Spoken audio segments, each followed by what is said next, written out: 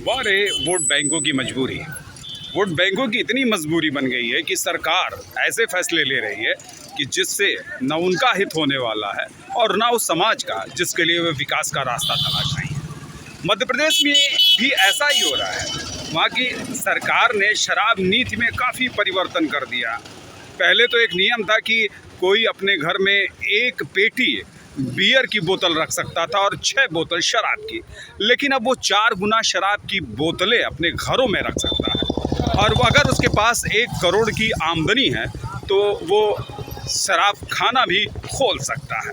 ये हालात हैं। और अब तो ये आलम है कि सरकार ने एक परिणाम बना रखा है। उसने एक शराब नीति में एक और परिवर्तन किया है कि वो अब शराब को पाठ्यक्रमों में शामिल करने वाला एक कोर्सेस कराने की तैयारी में, और कोर्स भी तैयार हो गया। अब इसकी अवधि 6 महीने साल भर की होगी, लेकिन ये एक सर्टिफिकेट कोर्स है कि जिससे अच्छी शराब कैसे बनाई जाए वो आदिवासी इलाकों में सबसे पहले तैयारी की जा रही है। जैसे डिंडोली और अली रजा 2 ऐसे मध्य प्रदेश में ज़िले हैं कि जिन ज़िलों में बहुत पिछड़ापन है और ख़ासकर आदिवासी समुदाय के लोग रहते हैं।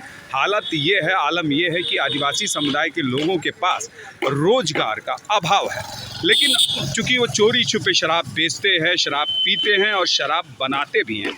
इस पर भी सरकार ने इसलिए उनको प्रलोभन दिया कि वोट बैंक बिखरे ना, वो शराब बनाना शुरू कर दे, शराब बेचना शुरू कर दें। और एक तरह से अब उनको एक खुली छूट होगी शराब बेचने की। और ये जब शराब बेचने की खुली छूट होगी, शराब पीने की खुली छूट होगी, तो शायद विकास के रास्ते पर नहीं जा पाएंगे।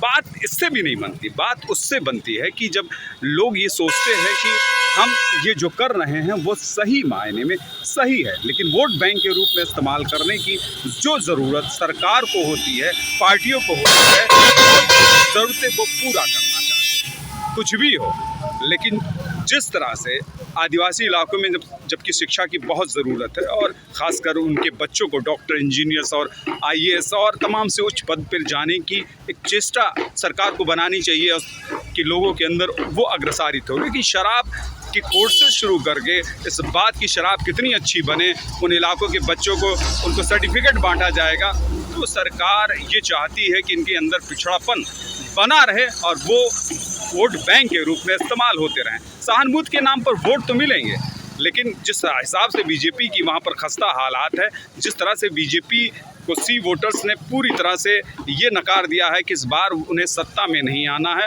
और ठीक राजस्थान के अंदर भी वही हाल है कि राजस्थान में भी हालात कुछ ऐसे बदले हैं कि वहाँ पर भी वसुंधरा राजे को अपना नेता मानकर बीजेपी चुनाव लड़ने के मूड में नहीं है। और जब बीजेपी चुनाव लड़ने के मूड में नहीं है तो ये हालात ये हैं कि उन्होंने कहा कि सारे लीडरों को लीडर मानकर ही चुनाव लड़ा जाएगा। और एक और बात है कि 3-3 केंद्रीय मंत्रियों को टिकट दे दिया गया, खासकर विधानसभाओं का, जिसमें नरेंद्र तोमर बहुत एक वरिष्ठ लीडर हैं और उनके साथ भी तमाम से लोग हैं। आखिर शराब नीति और इस तरह से बदलाव से ये लगता है कहीं देश की राजनीति की सिद्धांत बदल जाएगा या विकास के रास्ते बदल लाएंगे, शायद सोचने का सवाल।